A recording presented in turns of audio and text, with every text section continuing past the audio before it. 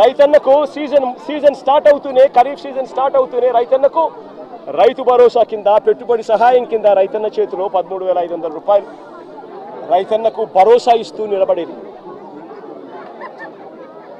Season ముగిసేలోగానే పెట్టుబడిగా సహాయం ఒకటే కాదు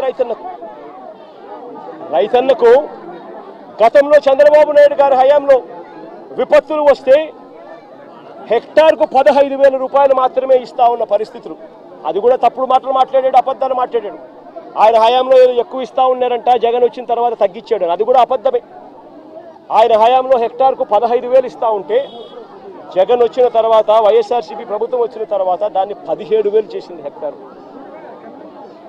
అదే జగన్ ఉండింటే ఇటువంటి విపత్తే వచ్చిందంటే ఒకవైపు రైతుకు పెట్టుబడి కోసం రైతు భరోసా కింద 13,500 సొమ్ము వచ్చేది, రైతుకు 17,000 రూపాయలు హెక్టార్ కంటే దాదాపుగా 7,000 రూపాయలు హెక్టార్కు, ఎకరాకు 7,000 రూపాయలు రైతుకు ఇన్పుట్ సబ్సిడీ కూడా వచ్చేది ఎప్పుడే ఇమీడియట్గా సీజన్ ముగిసేలోగానే.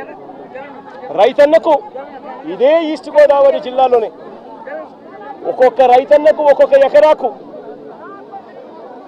ఇన్సూరెన్స్ ప్రీమియం రాష్ట్ర ప్రభుత్వమే ఉచితంగా కట్టినందువలన ఒక్కొక్క రైతన్నకు 24,000 రూపాయల నుంచి 29,000 రూపాయలు, 24,000 రూపాయల నుంచి 29,000 రూపాయలు ఇన్సూరెన్స్ సొమ్ము రైతన్నకు పడేది. రైతన్న ఇదే సమయానికి వచ్చేసరికి రైతన్నకు 0 వడ్డీ కింద డబ్బులు కూడా రైతన్న ఖాతాలో జమ అయ్యేది. నేను అడుగుతా ఉన్నా, ఇటువంటి విపత్తే రైతన్నకు జగన్ హయాంలో వచ్చినుంటే, వైఎస్ఆర్సీపీ ప్రభుత్వ హయాంలో వచ్చినుంటే 13,500 రూపాయలు రైతన్నకు రైతు పెట్టుబడి సహాయం, 24,000 నుంచి 29,000 రూపాయలు రైతన్నకు ఇన్సూరెన్సు, 7,000 రూపాయలు రైతన్నకు ఇన్పుట్ సబ్సిడీ, 0 వడ్డీ కింద ప్రతి రైతన్నకు కనీసం 4,000 రూపాయలు 4,000 రూపాయలు కనీసం 0 వడ్డీ కింద డబ్బు వచ్చేది. అన్ని లెక్కేసుకుంటే రైతన్నకు కనీసం అంటే 40,000 నుంచి 45,000 రూపాయలు రైతన్నకు ప్రతి ఎకరాకు వైఎస్ఆర్ కాంగ్రెస్ పార్టీ ప్రభుత్వమే ఉండింటే, జగనే ఉండింటే ప్రతి రైతన్నకు వచ్చేది. కానీ ఈ పెద్ద మనిషి ఏం చేస్తా ఉన్నాడు? ఆలోచన చేయమని అడుగుతా ఉన్నా. జగన్ 7,000 ఇస్తా ఉన్నాడు, నేను 10,000 ఇస్తా ఉన్నాడు అని, నేను 10,000 ఇవ్వబోతున్నాను అని చెప్తా ఉన్నాడు. ఆయన 10,000 ఇవ్వబోతా ఉన్నాడు. ఎవరికి ఇస్తా ఉన్నాడు? కనీసం ఈ క్రాప్ చేశారా? సోషల్ ఆడిట్ పెట్టారా? మళ్ళీ తెలుగుదేశం పార్టీ కార్యకర్తలు, మళ్ళీ తెలుగుదేశం పార్టీ జన్మభూమి కమిటీలు వాళ్ళ చుట్టూ తిరగాలి. వాళ్ళు ఎవరి పేరు చెప్తే వాళ్ళకు మాత్రమే వస్తుంది. వాళ్ళ ఇష్టం వచ్చిన గ్రామాలు ఉంటాయి, వాళ్ళ ఇష్టం లేని గ్రామాలు ఉండవు. పారదర్శకత ఎక్కడా లేకుండా పోయింది. 10,000 ఇస్తానంటున్నాడే తప్ప రైతులకు రావాల్సిన ఇన్సూరెన్స్ గురించి మాట్లాడు.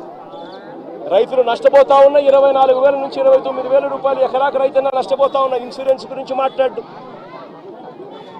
రైతన్నలకు ఇవ్వాల్సిన 0 వడ్డీ గురించి మాట్లాడు. రైతన్నకు రైతు భరోసా కింద నష్టపోయిన 13,500 రూపాయల గురించి మాట్లాడు. ఇవన్నీ రైతు నష్టపోయాడు అన్న సంగతి తెలిసి ఉన్నా కూడా ఈ పెద్ద మనిషి చంద్రబాబు నాయుడు మాట్లాడు. అదే అప్పట్లో వైఎస్ఆర్ కాంగ్రెస్ పార్టీ ప్రభుత్వం ఉన్నప్పుడు, జగన్ ప్రభుత్వం ఉన్నప్పుడు, చంద్రబాబు నాయుడు గారి ప్రభుత్వానికి మధ్య తేడా ఒకసారి చూస్తే 2014 నుంచి 19 మధ్య అంటే చంద్రబాబు హయాంలో ఎంత ఇన్సూరెన్స్ ఇచ్చారు అని అంటే 30,85,000 మంది రైతన్నలకు మాత్రం 3,411 కోట్ల రూపాయలు మాత్రమే ఇచ్చాడు. అది కూడా రైతన్నలు వాళ్ళ ఇన్సూరెన్స్ ప్రీమియం వాళ్ళు కడితే, ఈయన చేసేదేంది ఇచ్చేదేంది? రైతన్నలు ఇన్సూరెన్స్ ప్రీమియం వాళ్ళు కట్టుకుంటే వాళ్ళకి ఇన్సూరెన్స్ సొమ్ము 3,411 వచ్చింది, 3,411 కోట్లు వచ్చింది. అది 30,85,000 మంది రైతులకు మాత్రమే. అది కూడా ఇన్సూరెన్స్ ప్రీమియం కట్టగలిగిన కెపాసిటీ ఉన్న రైతులకు మాత్రమే.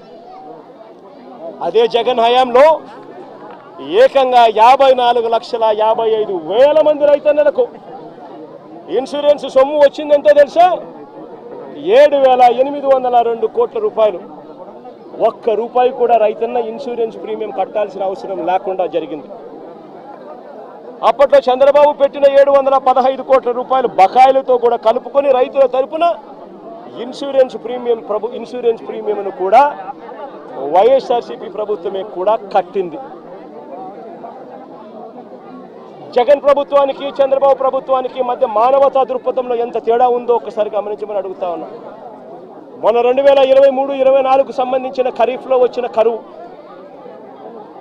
ఈ కరువుకు సంబంధించి మళ్ళీ ఖరీఫ్ వచ్చేసరికి అంటే 2024 జూన్ జూలైలో రైతన్న చేతిలో ఇన్సూరెన్స్ డబ్బులు పడాలి అని అంటే ఇన్సూరెన్స్ ప్రీమియం డబ్బులు మే జూన్లో ఇన్సూరెన్స్ ప్రీమియం డబ్బులు కట్టాలి.